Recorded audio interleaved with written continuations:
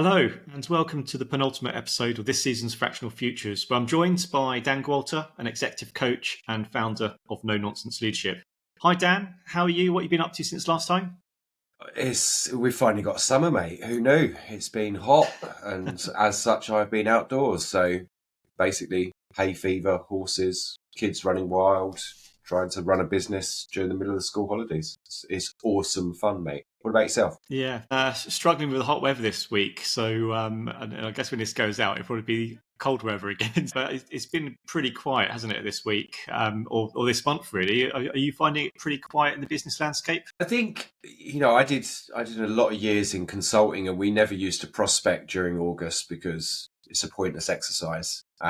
So we used to go into sort of internal business development mode in August, and I think I do the same now. I kind of look at it and go, actually, this month is not a great time to be reaching out to people and trying to sell services. Yeah, well, hopefully, come the new school season in September, everything will kick back into gear again. So let's hope it's a good end quarter.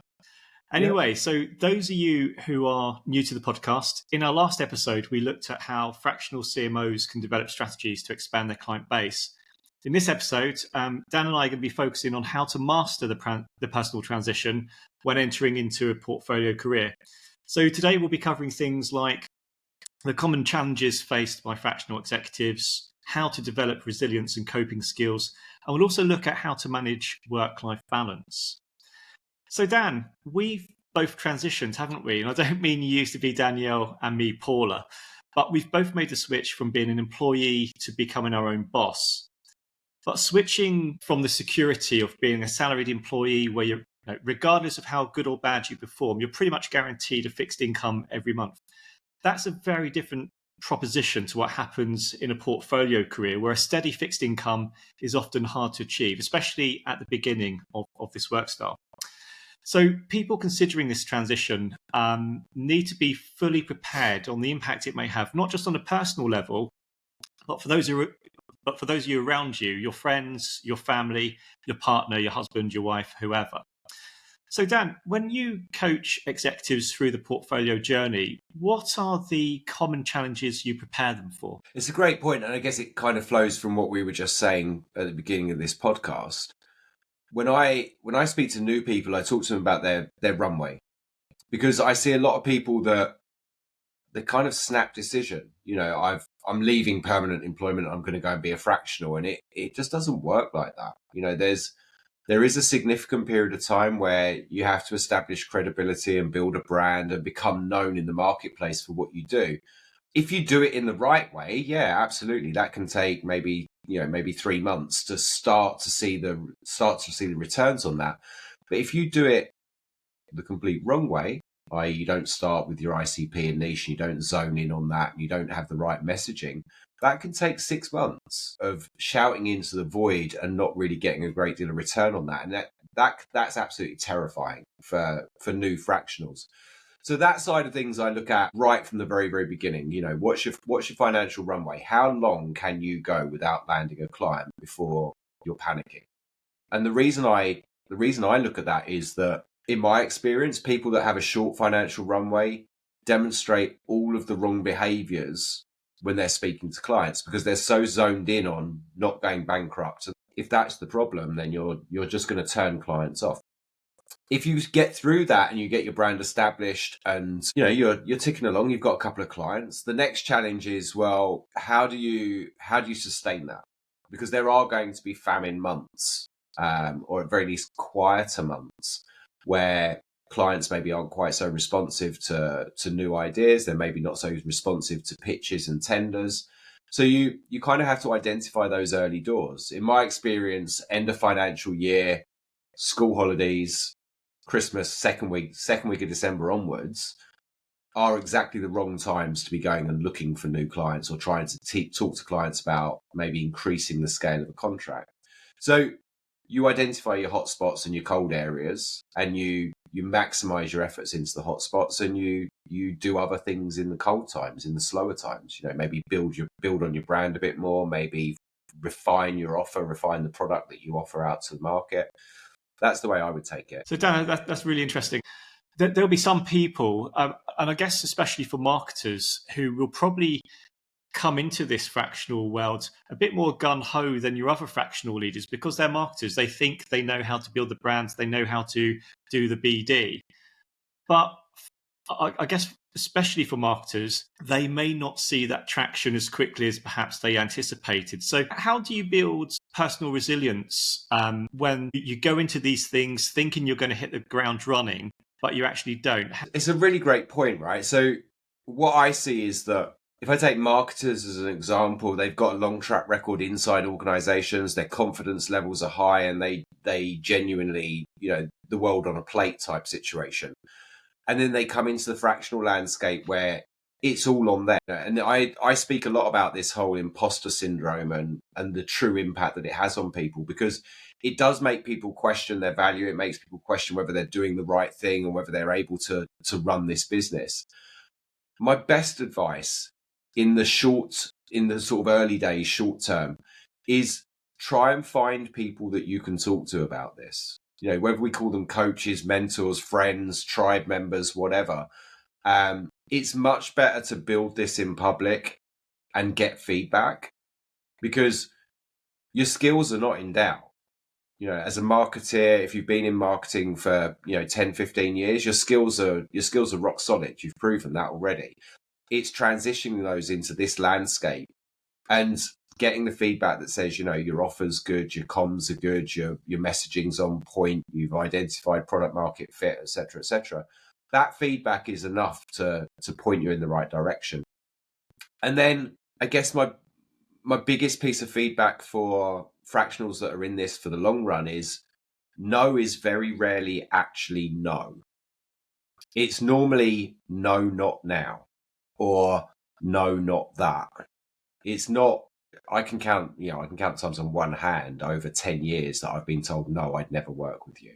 And for those people, I genuinely smile and wander off into the middle distance. So what I would say is, for every no that you receive, try and understand it. Is it a no, not now, because the timing was wrong? There's other priorities. Is it a no because we just don't need that service? It's not valid. It should have been, you should have qualified them out before you got to that conversation. Or is there something else? And use that as your catalog to continually refine what it is that you take to market, because it stands to reason. If everybody says no, it's not the thing we need, then you're probably trying to flog a dead horse. Whereas if everybody's saying no, not now, then there's an issue in the way that you're delivering the service that's causing concern as to the impact in terms of people's time that it's going to have. So for me, resilience comes with practice and with a shed ton of support from other people. Even myself, I have a coach. I have a number of people in my network that reach out to me weekly and check in and make sure that I'm all right. They feed back on my content, and that's always kept me facing north. So yeah, I think we have to develop some form of coping mechanism. And I think my advice on that, I've been fortunate. I used to work in medical sales, and I've also worked with lawyers. In my medical sales days, I was working with heart surgeons. Very challenging environment. Your personal resilience is really tested in that surgical environment. And similarly with working with lawyers in a limited liability partnership model, that has its challenges as well. I've been very fortunate working in those environments where you have to be tough, you have to be resilient, you have to have good coping mechanisms. And I think the other thing as well is, if you've not come from a sales background, learn sales, because unfortunately you've got to do that. If you're going down this portfolio route, you have to have sales skills. You have to be able to break the ice. You have to nurture relationships. You have to overcome rejections.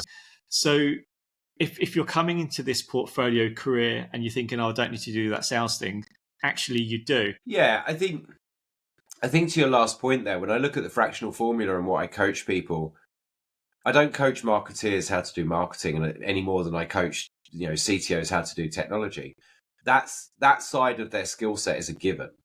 What I learned very, very early in this journey was, unless you actually learned sales and marketing, you were really going to struggle, because you put yourself into a position where your only source of finding clients is through referrals and word of mouth. And that will dry up. It doesn't matter whether you've got 1,000 people in your network or 100,000 people. There's going to come a time where it dries up, and it only has to dry up once to cause you a significant problem. like you suggest, I invested a huge amount of time at the front in learning sales, learning the processes, learning what funnels were and how they work, learning buyer journeys and buyer intents, and keeping pace, because sales trends and sales patterns change all the time. Once you've got that, then for this audience, the marketeers, some of the next stuff's a little bit easier. Learning email marketing techniques and learning how to create a brand, learning how to position a brand, and learning how different types of content attract different types of audiences. Whilst you may think that from your previous life, from your professional life, the reality is doing it for yourself is a much bigger topic. And so, for me, I would certainly recommend keeping those skills polished and really embracing the bits you don't know as early as possible. And that might be one of the reasons why the fractional CFO is perhaps, I guess, arguably more established in the UK than maybe fractional CMOs, because the CFOs, because marketing is a new discipline to them, they've had to go and learn that. So they've got their financing skills, but they've gone and learnt marketing, they've gone and learnt sales, they've gone to learn how to do go-to-market strategies. And so they've actually had the good discipline of learning the craft and then basically taking their natural skill set and overlaying that with a marketing skill set to go to market. My one piece of advice to any marketer listen to this is don't underestimate how difficult the marketing bit is, marketing yourself. Absolutely. I think you hit the nail on the head. I deal with CFOs, CTOs, CMOs, CPO. In fact, if it's got a C in it, I probably deal with them at some point in time. All of the non-CMO roles knew that they knew nothing about marketing. And so they learned enough sales and marketing to build their business. For the marketeers listening, as an observation, the thing I see most commonly is CMOs go into the fractional world and they in essence build a miniature version of the business that they worked for in terms of the marketing practices, the marketing processes. And that's not necessarily the right outcome, because the business that you worked for where you were a CMO, you would have had a host of thousands. You'd have had assistants, you'd have had other people in the marketing team, you'd have had a sales function that you could delegate out to, you'd have had outside agencies, and, by all means, build something that scales up to that type of position if that's what you desire. But what you need to do in the short term is build something that you can exclusively operate reliably to generate business. And so to me, it's a subtly different skill set. And I think that probably flows quite nicely into our next topic, which is around the whole work-life balance thing. What do you think? Where would you take it? Yeah, I totally agree. I'm a marketer, and yes, I have a pretty big marketing toolkit. And when I've been setting up VCMO, I've leveraged that toolkit to do various things like the website and some of the back-end processes. But you're totally right. It'd be very, very easy for me to build what I had in the last 3 or 4 organizations, but I don't have those resources. I have no budget to do any advertising. I don't have people doing my social media. I have to do that myself. So everything is kind of scaled down to the bare essentials. So the way I sort of operate VCMO is minimum viable. What is the minimum viable amount of social media I need to do? What's the minimum viable amount of content I need to do? What's the minimum viable amount of business development I need to do? And then, when the clients come through, I've got quality time to focus on the clients. Because what can happen very easily is you get consumed completely by creating content. And marketers would be good at this. Marketers would be great at writing blogs or building content. If that content's not converting into inquiries, converting into clients, you're just wasting your time. For any marketer coming into this portfolio work style, you've really got to be laser focused on the activities that are value adding, not value detracting. I think, do you know what? To that point, I seem to be on almost on repeat for the last couple of months on this. If you are a fractional and you are spending 3 hours a day writing content for a platform, let's use LinkedIn as an example, unless that content is generating a commensurate amount of revenue, you are wasting your time. The reality is that in this landscape, the fractional landscape, content does not generate clients. We're not selling ebooks. There's no amount of writing great blog posts or writing great LinkedIn posts that's going to cause people to reach for a buy it now button on a fractional CMO. So to that extent, remember what content's there for. As a marketeer, content is there to raise awareness of who you are and what you do, and to hopefully signpost people towards something else, be it a lead magnet or be it your profile, be it a booking option, go book a 30-minute consultation. After that, all of the other legwork is sales related. The outreach marketing type activities, finding people, connecting to them, talking to them, listening to their problems, giving free value. All of that type of stuff is fundamentally more important. So if I was to start again today with no tech stack whatsoever to support me, I would build a high quality lead magnet. I would connect with people that lead magnet is relevant to, and I would promote the lead magnet. That would be it. I would do far less on content. And I don't really know. It doesn't slot naturally into our series of topics, so I'm going to throw it in here. There is a common pattern of behavior, which is to look at somebody that's succeeding and try and copy what they're doing. And I kind of get the logic, but believe me, if you try and copy somebody that's been doing this for maybe 10 years, 12 years plus, they will have so many established processes, so many established systems that you know nothing about, that you can't even see, that copying things like content ideas, even if it's content structure and approach, or copying lead magnet structure and approach, will serve you no benefit. If I look at my tech stack today, there are things in my tech stack that I simply couldn't afford to deploy on day one. So I shoestringed it. It was all done with the cheapest solution that got the job done. And as I scaled up and as revenue increased, and as I got to a point where I was above break even, then I started to reinvest in the tech stack to make it easier to do this at scale. So yeah, there's a lot to think about. And that's why, to a certain extent, I give away those 30-minute consultations. Is I'd rather people ask the question and got some guidance. If they're then able to go and do it on themselves, fantastic. Use the 30-minute consultation. That's what it's there for. I guess this theme that we're talking about now is there's a lot of stuff to do. You've got to do your business development. You've got to follow up on leads. You've got to create some level of content. You've got to build your lead magnets. There's a lot of stuff that you need to build to have a successful fractional practice. Anyone coming into this fractional world will quickly discover that the most valuable commodity you have is your own time. There's only so many hours in the day that you have, and knowing how to divvy up your time on those value adding elements is a hard thing to judge. And what naturally happens is when you're doing all this stuff, and when those client inquiries aren't coming through, when you're not converting clients, the natural human tendency is to just throw more time at building more content, doing more stuff on the website, doing more BD, doing more. And before you know it, you're kind of a broken person, because you need to sleep, you need to relax, you need to rest, you need to find time to eat.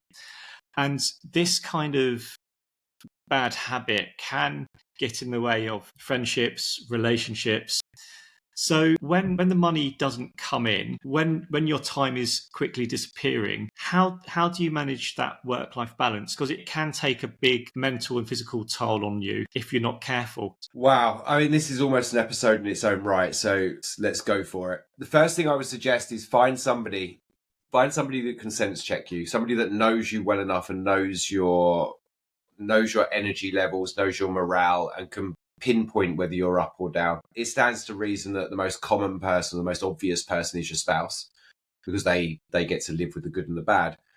The reason I say that is there comes a point where if you are banging away at this and not getting anywhere, your energy levels drop, your morale drops, you become, as I describe it, a less shiny version of yourself. And that is almost impossible to sell. So there's actually a compelling logic that says, just stop, take a break. And I don't mean to walk around the block. I mean, take a few days.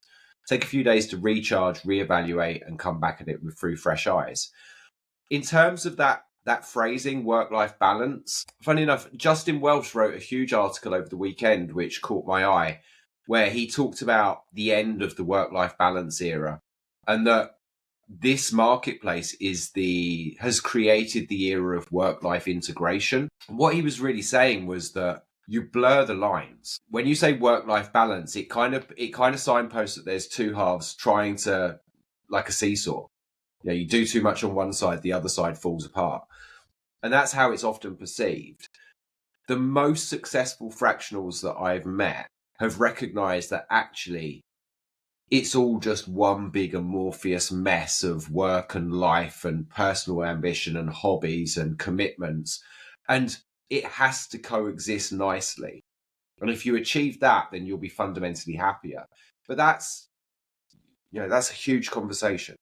If you're coming out of a Monday to Friday 9 to 5, or even a 7 till 10, for the senior execs, and you're thinking of going fractional, one of the first conversations I would urge you to have is with your direct family. Your wife, your kids, because there are going to be periods of time where you're locked away. There's going to be periods of time where you choose the revenue generating version of events rather than the sitting on the sofa with the family version of events. And there's nothing wrong with that as long as you're able to give it back at some other time. Now, if I use a classic example, when I run the fractional formula, that runs at 7:30 p.m. on a Wednesday evening. That's my primary coaching zone. It allows other people to continue and have day jobs. It doesn't interfere with my own fractional work. So I run it there. But because of that, I quite often take Monday mornings between 9 and 1 as my time. That's time that I will go and ride a horse, or I will do some chores that I didn't get done in the evenings, or I'll take my wife out to lunch. It's time that is dedicated to me, not to the business. And that's the beginnings of it, is recognizing that this is not a conventional career. To give you my last example on this one, when we finish this podcast today, I'm taking my wife, 3 horses, 2 kids to Lincolnshire, which is a round trip of about 150 miles for the rest of this week. I am taking my laptop, and it's perfectly acceptable. Everybody understands that. I will continue to do my coaching. But in between that, I'll be training horses and competing with horses. So for me personally, I found a balance, a blend that allows my work and my personal life to be quite tightly integrated without any detrimental impact. Yeah, you're totally right. I'm getting to that balance now. It's taken me a year, because the first year since launching the business, I've dedicated my time to say I need to get the business to a certain level, to a certain standard where I can get it to scale. And I've made that sacrifice, and I spoke to my partner about that, and she was comfortable. She's been brilliant. She's been 100% supportive, and she's been very supportive in those times when it has been quiet or the income hasn't been coming. And I have done exactly what you said. I have taken 3 or 4 days off and just got away from the business completely. I've gone out on my bike, or gone to see friends, stayovers, all that kind of stuff. It's so easy to get sucked into this and to feel responsible for your own business, for your portfolio, for your practice, that you've got to burn yourself out to get those first, pound signs coming through in your bank account. But, it's fine if you take a few days out just to regroup. Anyway, if you've been listening or watching this episode, I hope you found value from the discussion and take what you've learned into the next part of your fractional career. In our final episode of season 1, Dan and I will be discussing how to navigate growth challenges in fractional leadership. So Dan, thank you again. It's been a great show. I've really enjoyed it. And I look forward to your company on the next one. Speak to you soon.